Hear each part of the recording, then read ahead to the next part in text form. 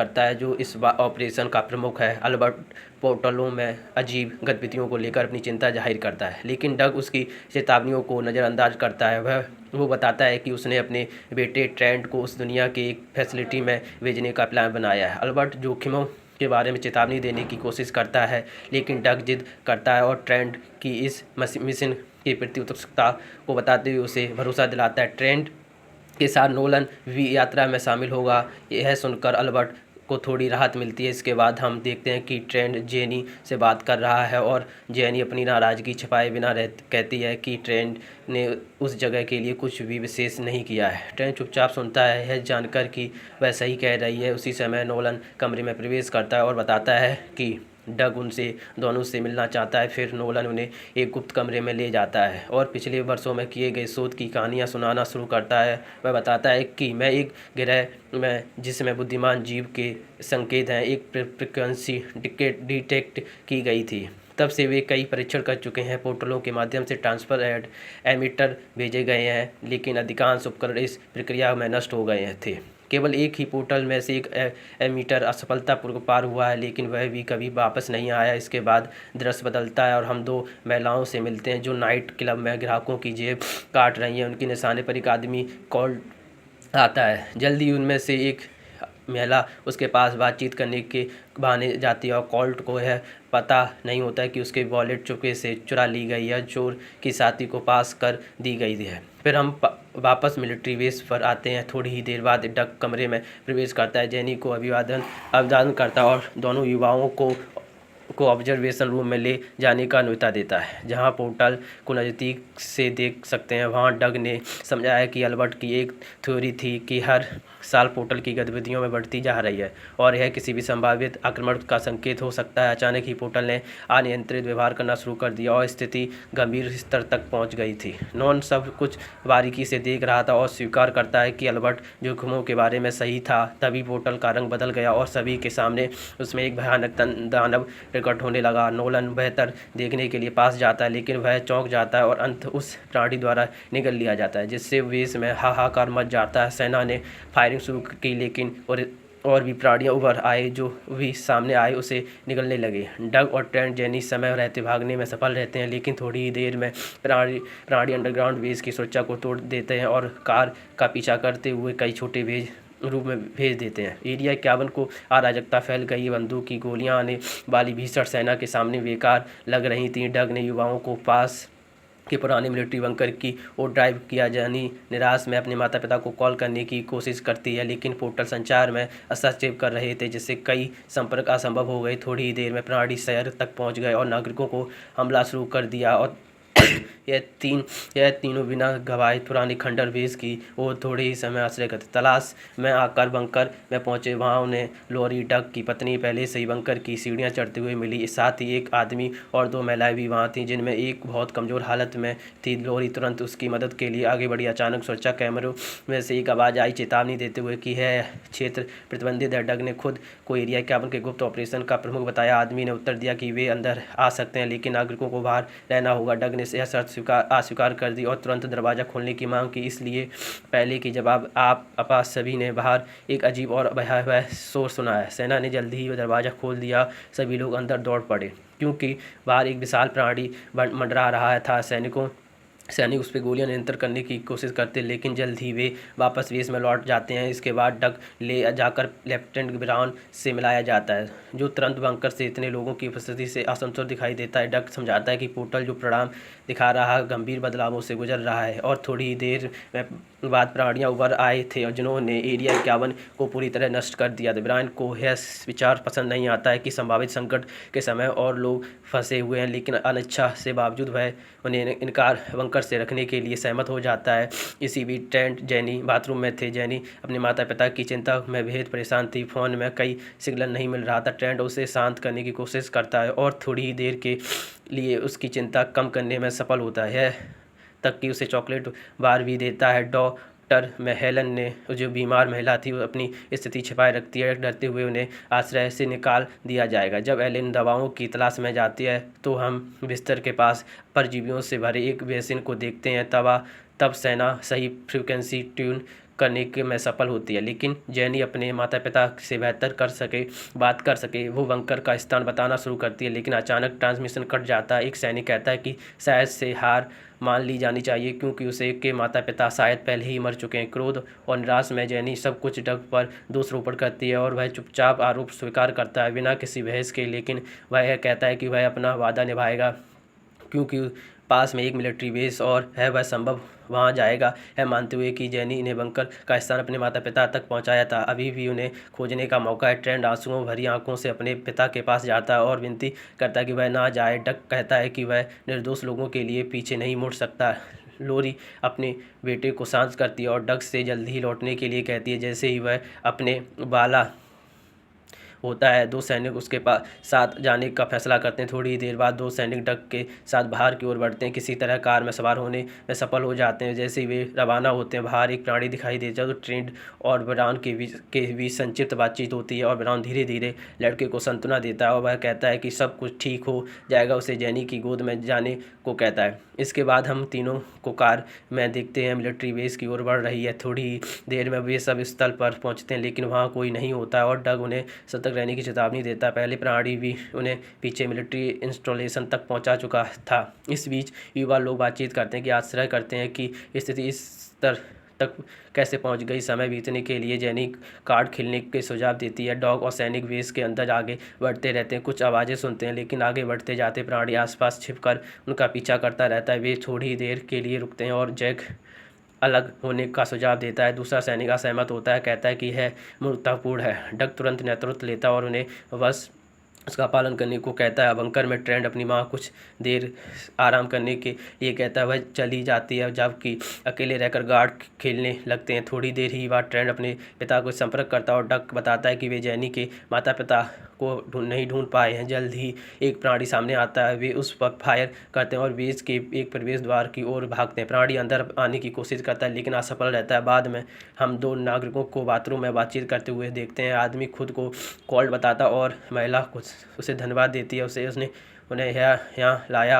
अपना नाम Elon called पूछता है। हेलेन ठीक है नहीं, और एलन झूठ बोलते हुए कहती है कि हाँ की फल की घबराहट में उसका बैग गिर जाता और झुककर मदद करते समय को ध्यान देता है कि उसकी चोरी हुई वॉलेट उसके सामान में है। निराश होकर कॉल कहता है कि उसने सिर्फ उसका फ़ायदा उठाने की कोशिश की क्योंकि वह कभी सैनिक था। फिर कमरे में बाहर चला जाता है। रात में जब सभी सो रहे होते हैं, हम देखते हैं कि परजीवी किसी तरह हेलेन के शरीर में प्रवेश कर गया था और हेलेन आधी रात में जागती और महसूस करती है कि उसकी वहाँ में कुछ अजीब हिल रहा है। वह चीखती है जिससे हेलेन जाग जाती है और वो तुरंत पूछती है कि क्या हुआ, वह ठीक है। लेकिन हेलेन झटके लेने लगती है। हताश होकर हेलेन मदद के लिए चिल्लाती है और लॉरी दौड़कर उसकी सहायता के लिए आती है, उसे इन्फर्मरी ले जाती है।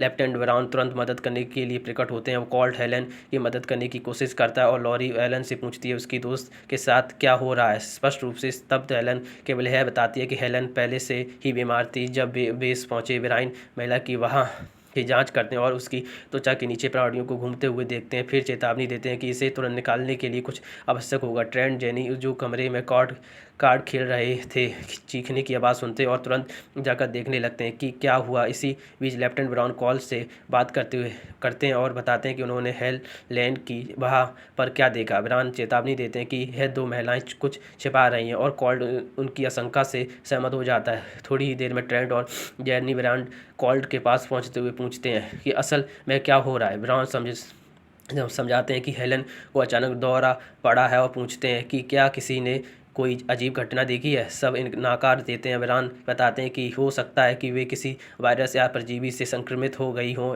वे युवा लोगों से कहते हैं कि कंट्रोल रूम से कुछ लाया जो कि संक्रमण से लड़ सके। उसी समय समूह एक अंडरग्राउंड संघ में था जब एक सैनिक पूछता है कि क्या कोई निकास मार्ग है। डग पुष्टि करता है कि और वे उसे फॉलो करने का फैसला करते हैं। रास्ते में डग एक आवाज़ सुनता है और मार्ग से हट जाता है। थोड़ी ही देर बाद वो एक आदमी को पाता है जो कि जैनी के पिता लगते हैं। डग कहता है कि जैनी ठीक है लेकिन आदमी कोई जवाब नहीं देता। जैसे ही डग पास जाता है वह आदमी पलटकर उस पर हमला करता है, साबित करते हुए कि वह एलियन परजीवी नियंत्रण में है। वह डग पर एक पदार्थ थूकता है और जल्दी ही डग परजीवियों के नियंत्रण में आ जाता है और बीच सैनिक डग खोजते रहते हैं। वे अजीब आवाज़ें सुनते हैं और सुरंग के पीछे के रास्ते बाहर निकलने का फैसला करते हैं। सोचते हैं कि डग मर चुका हो सकता है। अचानक एक नई आवाज़ सुनकर वे तेज़ी से दौड़ते हैं। जब वे स्थान पर पहुंचते हैं तो कुछ नहीं पाते हैं और मानते हैं कि डग शायद उनसे पहले निकल चुका है। तभी वहीं प्राणी दिखाई देता है जो एक सैनिक को मार देता है, जबकि केवल बचता है जो खून के लथपथ होता है। जैसे ही प्राणी दूसरे सैनिक को कुचलता है जो एक समय ना गवाते हुए अंदर भाग जाता है। इसी बीच एक अंधेरा साया दिखाई देता है जो डग होता है, जो स्थिर खड़ा है। बंकर में महिलाओं हेलेन को देखभाल करती है। वो दर्द में चीखती है और एलेन हताश हो जाती है और लॉरी उसे शांत करने की कोशिश करती है और कपड़े से ढकने को कहती है। हेलेन से कहती है कि कुछ मत कहो। लेफ्टिनेंट ब्राउन आते हैं और उसके सिर पर गोली चलाते हैं और समझाते हैं कि वह संक्रमित है, वहाँ सभी खतरे में। महिलाएं रोती हैं लेकिन हेलेन शरीर लगातार हिलाता रहता। एक परजीवी उसके मुंह से बाहर निकलता और तेजी से एक ठंडी चैम्बर में कूद जाता है। लॉरी इस कार्रवाई को देखते हुए ढक्कन बंद कर देती है, जिससे प्राणी फंसा रहता है। परजीवी कांच पर मारता है और तोड़ता है और लॉरी पर हमला करता है। इसी बीच ब्राउन कोल्ड बंकर के दूसरे हिस्से में होते हैं। ब्राउन कहते हैं कि उन्हें हेलेन को शरीर नष्ट करना होगा। वह कोल्ड असहमत होता है और पूछता है कि क्या कोई और तरीका नहीं है। ब्राउन जवाब देता है एकमात्र तरीका है।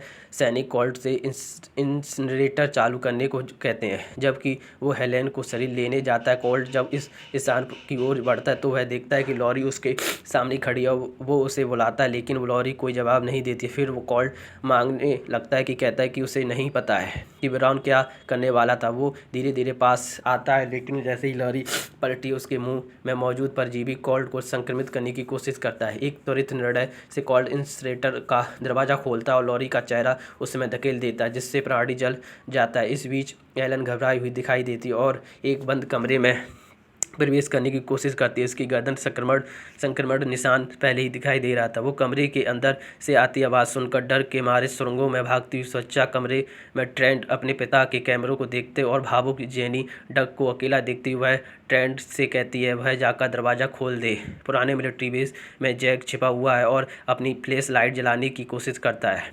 वह अजीब आवाज़ें सुनता है और जल्दी ही समझ जाता है कि प्राणी उसके आसपास मंडरा रहा है। हताश होकर वो अपने पास रखी फ्लेयर्स में से एक जलाता है और हिलाते हुए प्राणी को डराने की कोशिश करता है, लेकिन फ्लेयर जल्दी बुझ जाती है। प्राणी करीब आता है और भागने का कोई रास्ता न होने पर जैक पकड़ा जाता है और निकल लिया जाता है। ब्राउन तेज़ी से वहाँ पहुँचते हुए जहाँ कोल्ड और उसमें सदमे में पाते कोल्ड घबरा कर कहता है कि लॉरी संक्रमित हो गई थी और उसने उसे मारने की कोशिश की। ब्राउन कॉल से कहते हैं कि लॉरी का शरीर जलाया और फिर उनके पीछे आओ। इसी समय हम देखते हैं कि डग बंकर में चल रहा है और मुख्य पावर बॉक्स तक पहुंच जाता है, जहां वह पर कुछ बंद कर देता है। पूरे बंकर की बिजली अचानक चली जाती है और सभी सेक्टर्स अंधेरे में डूब जाते हैं। कोल्ड ऊपर की ओर आवाज़ें सुनने लगता है और अपनी बंदूक को फ्लैशलाइट से ऊपर की ओर रोशनी डालता है। कोल्ड आवाज़ का पीछा करता है। अंधेरे से सघन एयर डग तक पहुंचता है। मंडरा रहा था। उसका आकार इतना भयानक था कि हवा में फैलती बदबू और हलचल से उसे सराहना महसूस होती है। कोल्ड तेज़ी से परजीवी का पीछा करता और हर कदम पर धातु की पाइपलाइन में धड़म धड़म की आवाज़ें गूंजती। वो एक वेंटिलेशन एग्जिट तक पहुंचता है। वहां खड़ा होकर प्राणी के आने का इंतजार करता और हर धड़कन के साथ उसका दिल तेज़ी से धड़क रहा था। तभी अचानक परजीवी छलांग मारता और कोल्ड पर हमला करता है। उसी वह पीछे हटते हुए अपना संतुलन खो देता और सुरक्षा कैमरे में चैनी अपने कैमरे में देखती हुई बुरी तरह से रो रही थी। ब्राउन वहां आते ही उससे पूछने की क्या वह ठीक है। जेनी घबराई हुई बताती है कि ट्रेंट डग को देखने गया था, जो कि पुराने मिलिट्री बेस से लौट कर आया था। लेकिन ब्राउन कहते हैं कि यह असंभव है क्योंकि डग की एकमात्र व्यक्ति जिसके पास एक्सेस की जेनी की आंखों में डर और चिंता साफ झलक रही थी। वह समझ रही थी कि स्थिति गंभीर हो चुकी है। इसी बीच एलिन सीढ़ियों के नीचे उतरती है और एक अंधेरी तंग गलियारों में पहुंचती। उसकी सांसें तेज़ी से अनियमित हो रही थी, लेकिन वो आगे बढ़ती जाती। थोड़ी ही देर दूरी पर उसका ध्यान कोल्ड के शरीर पर पड़ता है कि अब एक विकसित भयानक परजीवी निकल रहा था। एलन डर और घबराहट से पीछे हटती और लेकिन फिर खुद को संभालते हुए निर्णय करती है कि उसे आगे बढ़ना ही होगा। वह सीढ़ियाँ चढ़ने लगती है और हर कदम पर उसकी धड़कनें कानों में गूंजती हैं। प्राणियों को तेज़ी से ठीक पीछे था सीढ़ियाँ चढ़ते हुए एलन का एक गलियारे में पहुंचती और जो लाल रोशनी से जगमगा रहा था उसकी आंखें सामने हर चीज़ खौफनाक लग रही थी। वह तेज़ी से दौड़ती है लेकिन अचानक रुकती और एक आदमी को खड़ा देखती है। उसे देखकर वह राहत की उम्मीद में उसे डग समझकर बुलाती है लेकिन वह कोई प्रतिक्रिया नहीं देता। उसका दिल ज़ोर ज़ोर से धड़क रहा था और एहसास होता है कि वह अकेली और असहाय। वो कहती है कि उन्हें तुरंत यहाँ से बाहर निकलना चाहिए, लेकिन जैसे ही वह आदमी करीब आता है और वहाँ अचानक मुंह से कई छोटे परजीवी थूकता है। एलन डर के मारे ज़मीन पर गिरती है और उसकी सांसें रुक कर रहती हैं और प्राणी तेज़ी से उसके करीब आता है। उसकी आंखों के सामने अंधेरा और भय फैलता है। गलियारे की लाल रोशनी की में परछाइयाँ डरावनी तरह से हिल रही थीं और धीरे हर ध्वनि एलिन के कानों में भयानक सी गूंजती थी। वो समझ रही थी कि ये याद अभी उसने सही कदम नहीं उठाया तो प्राणी उसे निकल जाएगा। वह ज़ोर ज़ोर से मदद के लिए चीखती है लेकिन आसपास कोई नहीं दिखाई देता। अंधेरे में सिर्फ उसकी सांसों की आवाज़ और धड़कते हुए दिल की गूंज सुनाई दे रही थी। डग और छोटी परजीवी धीरे धीरे उसके करीब आते जा रहे थे। विशाल प्राणी किसी क्षण उस पर हमला करने वाला था। उसकी डर साफ दिखाई दे रहा था, उसके हाथ कांप रहे थे। उसके बीच दृश्य बदलता और हम ब्राउन जैनी के पास पहुंचते। ब्राउन उसकी आंखों में डर देखकर गंभीर होकर पूछते, क्या उसने हथियार का इस्तेमाल किया? जैनी घबराहट के बावजूद बिना हिचकिचाए पिस्तौल उठाती और हर गोली को सटीक निशाने पर लगाते हुए दिखाती है कि वह कितनी कुशल और बयान है। मौके का फ़ायदा उठाते हुए गंभीर स्वर में बताते हुए लॉरी की मौत इसी कारण से हुई थी क्योंकि वह पहले संक्रमण की चपेट में हो चुकी थी। और जैनी की आंखों में आंसू, लेकिन वह सांस रहने की कोशिश करती है। कहती है कि ट्रेंट को उसकी माँ के बारे में सच मत बताइए। वो चाहती है कि ट्रेंट केवल अपनी सुरक्षा और जीवित रहने पर ध्यान दे ना कि दर्दनाक सच्चाई पर। फिर वह ब्राउन से पूछती है, क्या हेलेन के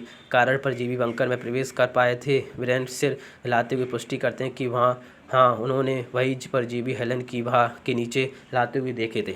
उनके चेहरे पर गंभीरता और चिंता साफ झलक रही थी और जैनी को एहसास होता है कि अब उनकी लड़ाई केवल जीवित रहने की नहीं बल्कि इस भयानक संक्रमण को खुद को बचाने की भी है। कमरे में की ठंडी हवा और अजीब गूंज के बीच जैनी और ब्राउन की बातचीत तनाव और डर गहराता है। हर छाया, हर हलचल उसे भी सतर्क कर रही थी। उसके हाथ भी कांप रहे थे लेकिन उसकी आंखों में अब डर के साथ साथ साहस भी था। ब्राउन उसके पास खड़े होकर उससे समझाते हैं कि हर कदम सोच समझकर उठाना होगा क्योंकि बंकर अब सुरक्षित नहीं रहा था। कोई भी गलत कदम उन्हें मौत के बहुत करीब ला सकते हैं। एक अंधेरे कमरे में ट्रेंट अपने पिता की तलाश में धीरे धीरे आगे बढ़ता चोर चारों घना अंधेरा फैला हुआ था। केवल उसकी कमज़ोर फ्लैश लाइट की रोशनी कमरे के छोटे छोटे हिस्सों को उजागर कर रही थी। उसकी सांसें तेज हो रही थीं और हर कदम पर फर्श की चरमराहट को डराती थी। अचानक उसकी नज़र एक मैकेनिक पर पड़ी। उसकी हिम्मत छूटने लगी। उसके वह झटके में एक कदम पीछे हटी तो लेकिन खुद को संभालते हुए आगे बढ़ता है। कमरे में एक दबाव और कमरे की गूंज फल से सतर्क कर रही थी। थोड़ी देर उसने एक आदमी को देखा, तुरंत उसे डग समझा लिया। भावुकता में वह तेज़ी से उस तरफ बढ़ा, उसे गले लगा लिया लेकिन उसकी उंगलियां को छूते उसे एहसास हुआ कि शरीर असामान्य रूप से ठंडा है। जैसे ही उसने अपने पिता को विकृत बदसूरत चेहरा देखा तो ट्रेंट का दिल और हड़बड़ी से धड़कने लगा। वो पीछे हट गया लेकिन डग ने उस पर हमला करने के लिए परजीवियों को थूकना शुरू कर दिया। छोटे हरे चमकदार परजीवी हवा में फैलते हुए ट्रेंट की ओर बढ़ रहे थे। ट्रेंट तेज़ी से पीछे हटते हुए रेडियो उठाता और डर के मारे चीखता और कि हम तुरंत भागना होगा, लेकिन डग उसके पीछे आ चुका था। उसकी विकृत झुर्रियाँ भी आंखों में मुंह से निकलते परजीवी डराते हुए थे लेकिन ट्रेंट अपने सांस को एकजुट करता है और किसी तरह बच निकलता है। वह दौड़ता हुए कमरे के दूसरे कोने की ओर जाता है। हर कदम फर्श की ओर चरमराहट अपनी तेज सांसों की आवाज़ सुन रहा था लेकिन वह थोड़ी ही देर तय करता संक्रमित डग फिर उसके सामने प्रकट। उसकी चाल अब असामान्य इंसान की नहीं रही थी बल्कि परजीवियों और उसकी खुद शक्तियों से वह तेज और भयानक बन चुका था। वह अचानक उस पर झपट्टा मारता। ट्रेंट को डर और तेज हड़बड़ी में भागते हुए कदम सोच समझ कर उठाना पड़ता है। कमरे की अंधेरी दीवारें धूल और हवा के तैरते परजीवियों पर भी ट्रेंट के डर को घबराहट को बढ़ा रही थी। सौभाग्य से जैनी और ब्राउन समय पर पहुंचते हैं और डग को उसके सिर पर गोली मार देते हैं और जिससे ट्रेंट को बचाया जा सकता है। ट्रेंट के डर और राहत दोनों के बीच आगे बढ़ते हैं लेकिन हर कदम अपने चारों ओर विचित्र भयानक और प्राणियों को सतर्क रहते हैं। वे फैसिलिटी के गलियारों में धीरे धीरे चलते हैं, छिपते हुए हर अंधेरी कोने और भटकी हुई छाया को खुद बचाते हैं और वातावरण में घनी धूल और रहस्यमय गूंज। कभी कभार प्राणियों को हलचल से हवा डर का एहसास बढ़ रहा है। कुछ की देर बाद तीनों को एक सुरंग मिलती है जो प्राणियों के अंडों में भरी पड़ी थी। अंडों से एक हल्की रोशनी झिलमिला रही थी, उनमें से कुछ हिलते डुलते दिखाई दे रहे थे। ब्राउन थोड़ा सा अनियंत्रित हो जाता और एक क्षण के ध्यान नहीं देता। उसी क्षण एक अंडा फूटता है, उसमें से निकले छोटे से भयानक प्राणी पकड़ लेते हैं। ट्रेंट जैनी डर आतंक में देख सकते थे कि ब्राउन को तुरंत निकल लिया जाता है। जैनी जोर जोर से चीखती है। ट्रेंट चीखी खींचते हुए दोनों वहाँ से भागते हैं। भागते हुए वे एक सुनसान समुद्र तट पर पहुंचते हैं, जहाँ पानी की लहरें मंद गति से तट से टकरा रही थी। तभी उस सामने से आकाश में एक विशाल पोर्टल दिखाई खुलता है। उस भयानक रोशनी के बीच एक कोलोस प्राणी धीरे से उभरता है। उसका आकार इतना विशाल डरावना था कि समुद्र का पानी उसके सामने झुका महसूस हो रहा था। ट्रेंट और जैनी धड़कने की बढ़ जाते हैं, उनके रोंगटे खड़े हो जाते हैं। आकाश में चमकती रोशनी और पोर्टल से निकालता है विशाल का प्राणी एक ऐसा दृश्य प्रस्तुत करता है कि उनके एहसास आत्मविश्वास दोनों की अंतिम परीक्षा लेने के लिए वाला था। जैनी अपने लिए गए झूठे माफ़ी मांगती, उसकी आवाज़ कांप रही थी और ट्रेंट उसे गले लगाता। दोनों एक दूसरे की मजबूती से थामे मौत का सामना करने के लिए तैयार खड़े थे। उनके चारों ओर वातावरण भय और अनिश्चितता से भरा हुआ था। अचानक आकाश में मिलिट्री के जेट्स दिखाई देते हैं और विशाल प्राणी पर हमला करते हैं। बम मशीन गनों की आवाज़ से अंधेरा गूंज उठता है। प्राणी गंभीर रूप से घायल हो जाता और थक कर गिर पड़ता। और जैसे ही उसकी शक्ति धीरे धीरे खत्म हो रही थी, कुछ ही क्षण बाद एक जेट न्यूक्लियर बम लोड किया जाता है और पोर्टल के माध्यम से दूसरी तरफ छोड़ा जाता है। और विस्फोट के तेज धमाके से एक भयानक आग और धुएं का बादल उठता है। विशाल का प्राणी पूरी तरह से नष्ट हो जाता है। यह धमाका उस पोर्टल को भी बंद कर देता है, जिससे अब और कोई भयानक प्रणाली उसी दुनिया के हमारे पास नहीं आ सकते। सौभाग्य से सुरक्षित थे। जैनी और ट्रेंट एक दूसरे के गले लगते हैं और उनके चेहरे पर राहत और आभार झलक रहा था। अब वे समझ चुके थे कि यह भयानक जंग आखिरकार समाप्त हो गई थी, बच गए थे। शांत समुद्र की तरह वातावरण में अब केवल राहत और हल्की सांसों की आवाज़ बची थी। दोनों एक दूसरे की बाहों में सुकून महसूस कर रहे थे। यह कहानी यहीं ख़त्म हो जाती और अद्भुत कहानियों के लिए चैनल से जुड़े रहें।